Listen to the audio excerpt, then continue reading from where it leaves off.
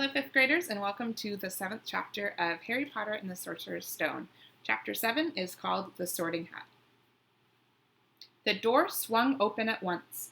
A tall, black-haired witch in emerald green robes stood there.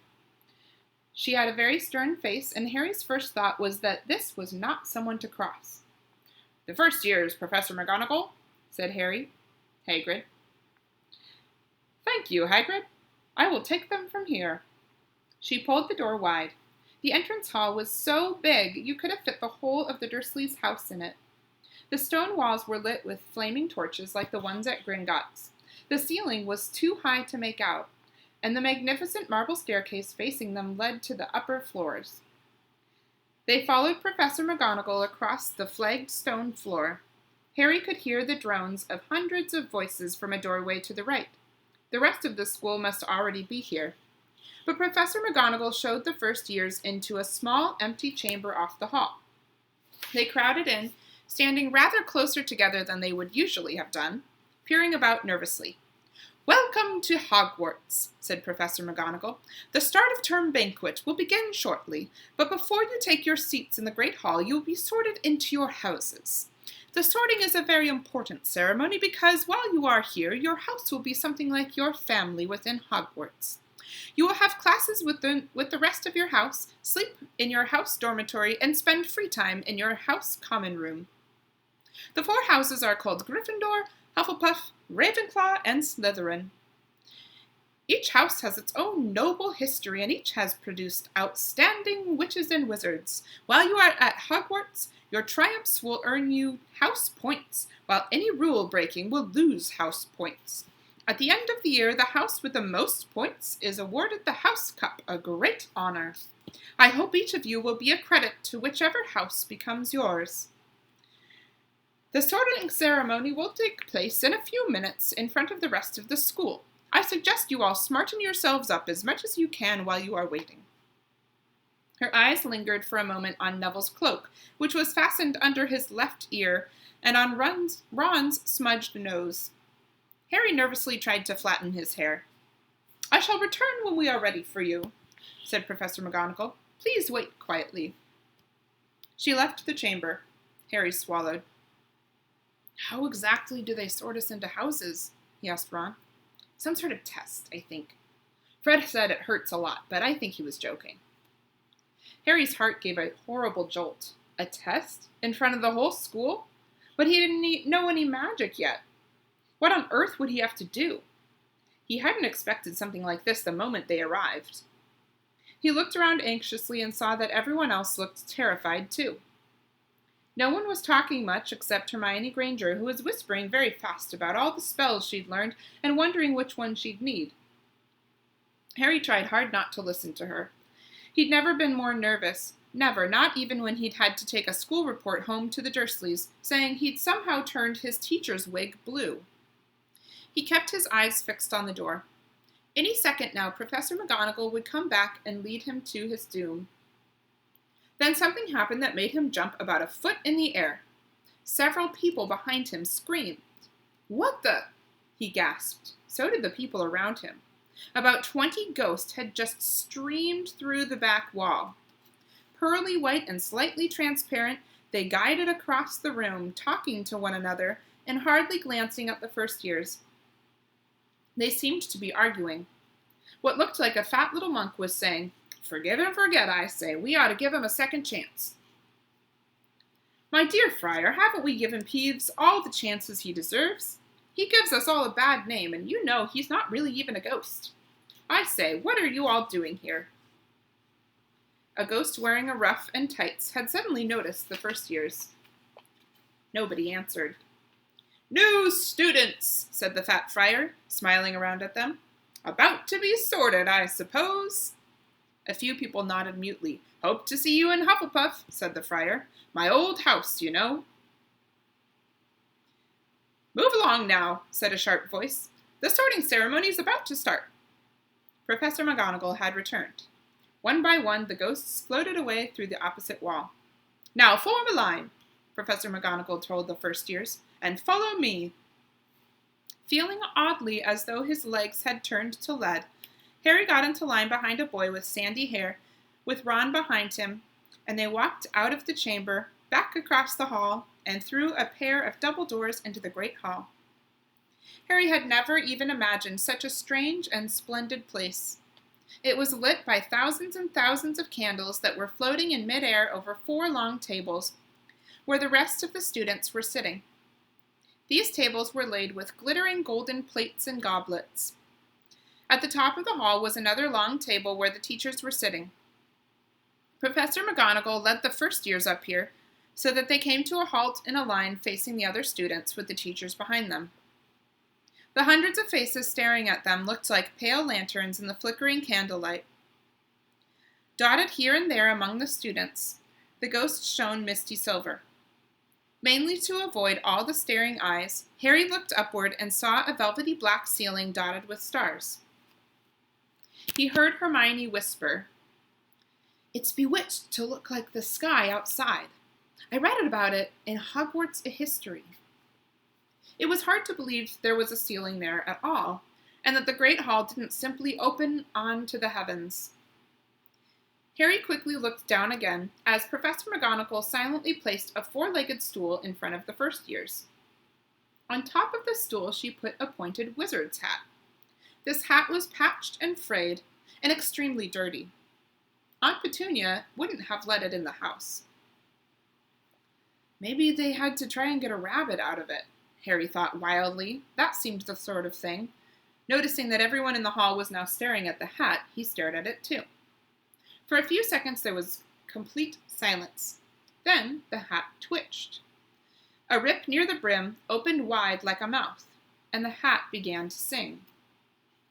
"Oh, you may not think I'm pretty, but don't judge on what you see. I'll eat myself if you can find a smarter hat than me. You can keep your bowlers black, your top hats sleek and tall, for I'm the Hogwarts Sorting Hat, and I can cap them all. There's nothing hidden in your head the Sorting Hat can't see, so try me on, and I will tell you where you ought to be. You might belong in Gryffindor, where dwell the brave at heart. Their daring nerve and chivalry set Gryffindors apart. You might belong in Hufflepuff, where they are just and loyal. Those patient Hufflepuffs are true and unafraid of toil. Or yet in wise old Ravenclaw, if you've a ready mind, where those of wit and learning will always find their kind. Or perhaps in Slytherin you'll make your real friends. Those cunning folk use any means to achieve their ends. So put me on, don't be afraid, and don't get in a flap. You're in safe hands, though I have none, for I'm a thinking cap." The whole hall burst into applause as the hat finished its song. It bowed to each of the 4 tables and then became quite still again. "So we've just got to try on the hat," Ron whispered to Harry. "I'll kill Fred. He was going on about wrestling a troll." Harry smiled weakly. Yes, trying on the hat was a lot better than having to do a spell, but he did wish they could have tried it on without everyone watching. The hat seemed to be asking rather a lot. Harry didn't feel brave or quick-witted or any of it at the moment.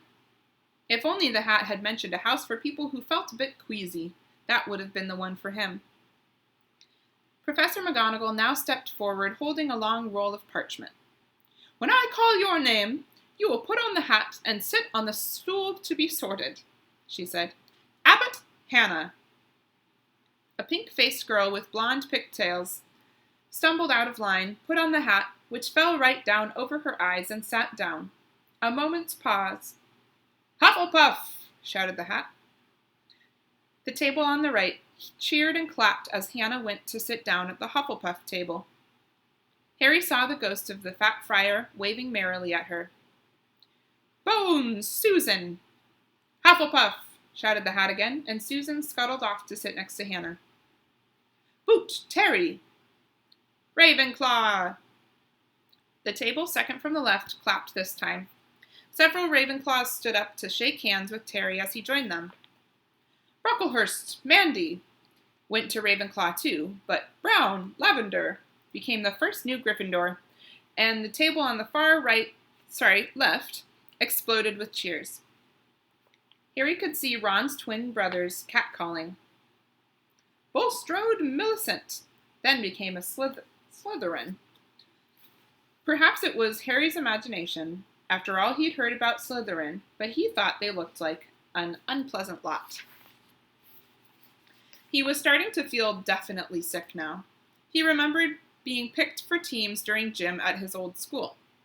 He had always been last to be chosen, not because he was no good, but because no one wanted Dudley to think they liked him. Finch, Fletchley, Justin, Hufflepuff. Sometimes, Harry noticed, the hat shouted out the house at once, but at others it took a little while to decide. Finnegan, Seamus, the sandy-haired boy next to Harry in the line, sat on the stool for almost a whole minute before the hat declared him a Gryffindor. Granger, Hermione. Hermione almost ran to the stool and jammed the hat eagerly on her head. Gryffindor, shouted the hat. Ron groaned. A horrible thought struck Harry, as horrible thoughts always do when you're very nervous. What if he wasn't chosen at all? What if he just sat there with the hat over his eyes for ages, until Professor McGonagall jerked it off his head and said there had obviously been a mistake and he'd better get back on the train? When Neville Longbottom, the boy who kept losing his toad, was called, he fell over on his way to the stool. The hat took a long time to decide with Neville. When it finally shouted, Gryffindor, Neville ran off still wearing it and had to jog back amid gales of laughter to give it to McDougal Morag. Malfoy swaggered forward when his name was called and got his wish at once. The hat barely touched his head, when it screamed, Slytherin! Malfoy went to join his friends Crabbe and Goyle, looking pleased with himself. There weren't many people left now. Moon, Knott, Parkinson, then a pair of twin girls, Patil and Patil, then Perks, Sally Ann, and then at last, Potter Harry! As Harry stepped forward, whispers suddenly broke out like little hissing fires all over the hall. Potter, did she say? The Harry Potter? The last thing Harry saw before the hat dropped over his eyes was the hall full of people craning to get a good look at him. Next second, he was looking at the black inside of the hat. He waited. Said a small voice in his ear. Difficult, very difficult. Plenty of courage, I see. Not a bad mind either. There's talent, oh my goodness, yes. And a nice thirst to prove yourself. Now that's interesting. So where shall I put you? Harry gripped the edges of the stool and thought, not Slytherin, not Slytherin. Not Slytherin, eh? Said the small voice. Are you sure? You could be great, you know. It's all here in your head. And Slytherin will help you on the way to greatness. No doubt about that. No? Well, if you're sure. Better be Gryffindor! Harry heard the hat shout the last word to the whole hall. He took off the hat and walked shakily toward the Gryffindor table. He was so relieved to have been chosen and not put in Slytherin, he hardly noticed that he was getting the loudest cheer yet. Percy, the prefect, got up and shook his hand vigorously, while the Weasley twins yelled, We got Potter! We got Potter! Harry sat down opposite the ghost in the rough he'd seen earlier. The ghost patted his arm, giving Harry the sudden horrible feeling he'd just plunged it into a bucket of ice-cold water. He could see the high table properly now. At the end nearest him sat Hagrid, who caught his eye and gave him the thumbs up. Harry grinned back. And there, in the center of the high table, in a large gold chair, sat Albus Dumbledore. Harry recognized him at once from the card he'd gotten out of the chocolate frog on the train. Dumbledore's silver hair was the only thing in the whole hall that shone as brightly as the ghost's. Harry spotted Professor Quirrell, too, the nervous young man from the Leaky Cauldron. He was looking very peculiar in a large purple turban. And now there were only 3 people left to be sorted. Thomas Dean, a black boy even taller than Ron, joined Harry at the Gryffindor table. Turpin Lisa became a Ravenclaw, and then it was Ron's turn. He was pale green by now. Harry crossed his fingers under the table, and a second later the hat had shouted, Gryffindor! Harry clapped loudly with the rest as Ron collapsed into the chair next to him. "Well done, Ron, excellent," said Percy Weasley pompously across Harry as Zabini Blaze was made a Slytherin. Professor McGonagall rolled up her scroll and took the sorting hat away. Harry looked down at his empty gold plate. He had only just realized how hungry he was. The pumpkin pasties seemed ages ago. Albus Dumbledore had gotten to his feet. He was beaming at the students, his arms open wide, as if nothing could have pleased him more than to see them all there. "Welcome," he said.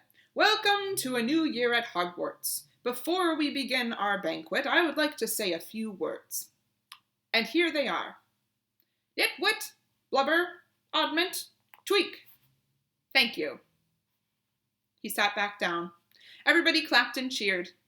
Harry didn't know whether to laugh or not. "Is he a bit mad?" he asked Percy uncertainly. "Mad?" said Percy airily. "He is a genius. Best wizard in the world. But he is a bit mad, yes. Potatoes, Harry?" Harry's mouth fell open. The dishes in front of him were now piled with food. He had never seen so many things he liked to eat on one table. Roast beef, roast chicken, pork chops and lamb chops, sausages, bacon and steak, boiled potatoes, roast potatoes, fries, Yorkshire pudding, peas, carrots, gravy, ketchup, and, for some strange reason, peppermint humbugs. The Dursleys had never exactly starved Harry, but he'd never been allowed to eat as much as he'd like. Dudley had always taken anything that Harry really wanted, even if it made him sick. Harry piled his plate with a bit of everything except the peppermints and began to eat. It was all delicious. "That does look good," said the Ghost in the Rough sadly, watching Harry cut up his steak. "Can't you?" "I haven't eaten for nearly 400 years, said the Ghost. "I don't need to, of course, but one does miss it. I don't think I've introduced myself. Sir Nicholas de Memsey Porpington at your service, resident ghost of Gryffindor Tower." "I know who you are," said Ron suddenly. "My brothers told me about you. You're nearly Headless Nick." "I would prefer you to call me Sir Nicholas de Memsey," the ghost began stiffly, but sandy-haired Seamus Finnegan interrupted. "Nearly headless? How can you be nearly headless?" Sir Nicholas looked extremely miffed, as if their little chat wasn't going at all the way he wanted. "Like this," he said irritably. He seized his left ear and pulled. His whole head swung off his neck and fell onto his shoulder, as if it was on a hinge. Someone had obviously tried to behead him, but not done it properly. Looking pleased at the stunned looks on their faces, nearly Headless Nick flipped his head back onto his neck, coughed, and said, "So, new Gryffindors, I hope you're going to help us win the house championship this year.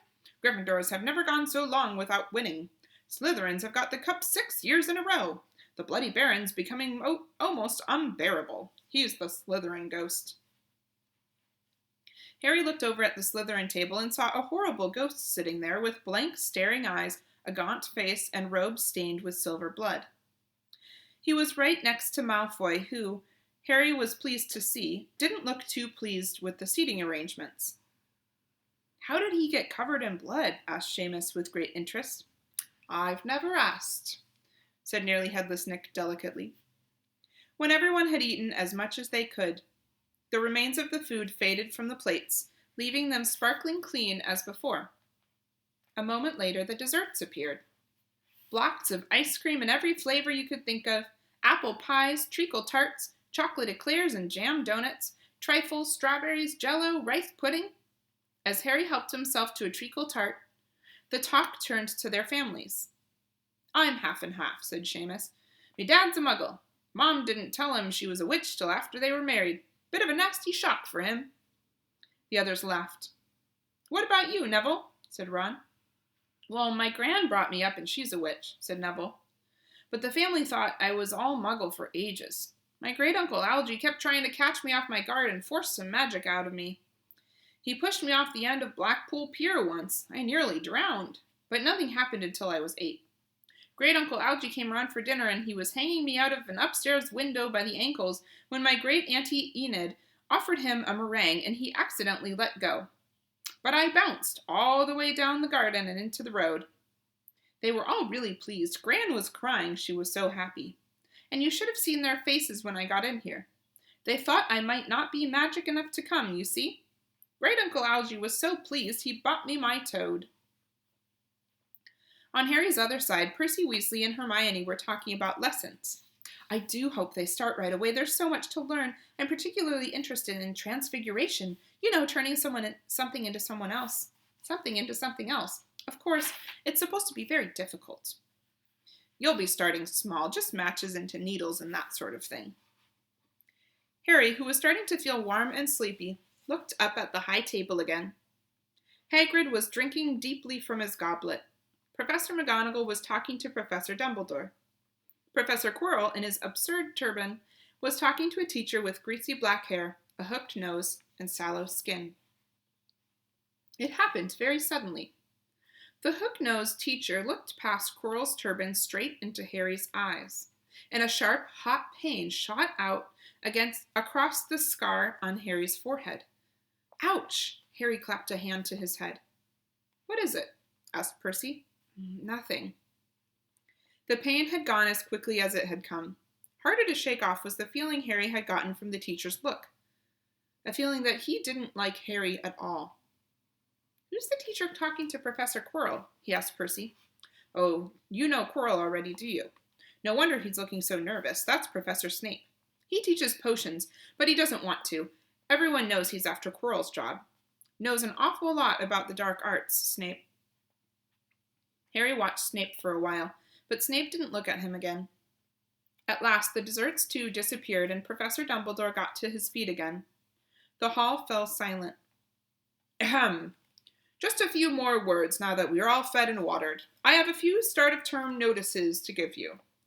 First years should note that the forest on the grounds is forbidden to all pupils, and a few of our older students would do well to remember that as well. Dumbledore's twinkling eyes flashed in the direction of the Weasley twins. I have also been asked by Mr. Filch, the caretaker, to remind you all that no magic should be used between classes in the corridors. Quidditch trials will be held in the second week of the term. Anyone interested in playing for their house teams should contact Madam Hooch. And finally, I must tell you that this year, the third floor corridor on the right-hand side is out of bounds to everyone who does not wish to die a very painful death. Harry laughed, but he was one of the few who did. He's not serious, he muttered to Percy. Must be, said Percy, frowning at Dumbledore. It's odd, because he usually gives us a reason why we're not allowed to go somewhere. The forest is full of dangerous beasts. Everyone knows that. I do think he might have told us prefects, at least. And now, before we go to bed, let us sing the school song, cried Dumbledore. Harry noticed that the other teachers' smiles had become rather fixed. Dumbledore gave his wand a little flick, as if he was trying to get a fly off the end, and a long golden ribbon flew out of it, which rose high above the tables and twisted itself snake-like into words. Everyone picked their favorite tune, said Dumbledore, and off we go. And the school bellowed. Hogwarts, Hogwarts, Hoggy-Warty Hogwarts, teach us something, please. Whether we be old and bald or young with scabby knees, our heads could do with filling with some interesting stuff, but now they're bare and full of air, dead flies and bits of fluff. So teach us things worth knowing, bring back what we've forgot. Just do your best, we'll do the rest, and learn until our brains all rot. Everybody finished the song at different times. At last, only the Weasley twins were left singing along to a very slow funeral march. Dumbledore conducted their last few lines with his wand, and when they had finished, he was one of those who clapped loudest. Ah, music, he said, wiping his eyes, a magic beyond all we do here. And now bedtime. Off you trot. The Gryffindor first years followed Percy through the chattering crowds, out of the great hall, and up the marble staircase. Harry's legs were like lead again, but only because he was so tired and full of food. He was too sleepy even to be surprised that the people in the portraits along the corridors whispered and pointed as they passed, or that twice Percy led them through doorways hidden behind sliding panels and hanging tapestries. They climbed more staircases, yawning and dragging their feet, and Harry was just wondering how much farther they had to go when they came to a sudden halt. A bundle of walking sticks was floating in mid-air ahead of them, and as Percy took a step toward them, they started throwing themselves at him. Peeves, Percy whispered to the first years. A poltergeist. He raised his voice. Peeves, show yourself. A loud, rude sound, like the air being let out of a balloon, answered. Do you want me to go to the Bloody Baron? There was a pop, and a little man with wicked dark eyes and a wide mouth appeared, floating cross-legged in the air, clutching the walking sticks. Ooh, he said with an eagle cackle. Ickle firsties, what fun! He swooped suddenly at them. They all ducked. Go away, Peeves, or the Baron will hear about this. I mean it, barked Percy. Peeves stuck out his tongue and vanished, dropping the walking sticks on Neville's head. They heard him zooming away, rattling coats of armor as he passed. You want to watch out for Peeves, said Percy as they set off again. The Bloody Baron's the only one who can control him. He won't even listen to us prefects. Here we are. At the very end of the corridor hung a portrait of a very fat woman in a pink silk dress. Password? She said. Caput Draconis, said Percy, and the portrait swung forward to reveal a round hole in the wall. They all scrambled through it. Neville needed a leg up, and found themselves in the Gryffindor common room, a cozy, round room full of squashy armchairs. Percy directed the girls through one door to the dormitory, and the boys through another. At the top of a spiral staircase, they were obviously in one of the towers. They found their beds at last. 5 four-posters hung with deep red velvet curtains. Their trunks had already been brought up. Too tired to talk much, they pulled on their pajamas and fell into bed. Great food, isn't it? Ron muttered to Harry through the hangings. Get off, Scabbers! He's chewing my sheets. Harry was going to ask Ron if he'd had any of the treacle chart, but he fell asleep almost at once. Perhaps Harry had eaten a bit too much because he had a very strange dream. He was wearing Professor Quirrell's turban, which kept talking to him, telling him he must transfer to Slytherin at once, because it was his destiny. Harry told the turban he didn't want to be in Slytherin. It got heavier and heavier. He tried to pull it off, but it tightened painfully, and there was Malfoy laughing at him as he struggled with it. Then Malfoy turned into the hook-nosed teacher Snape, whose laugh became high and cold. There was a burst of green light, and Harry woke, sweating and shaking. He rolled over and fell asleep again, and when he woke next day, he didn't remember the dream at all. And that's the end of chapter 7.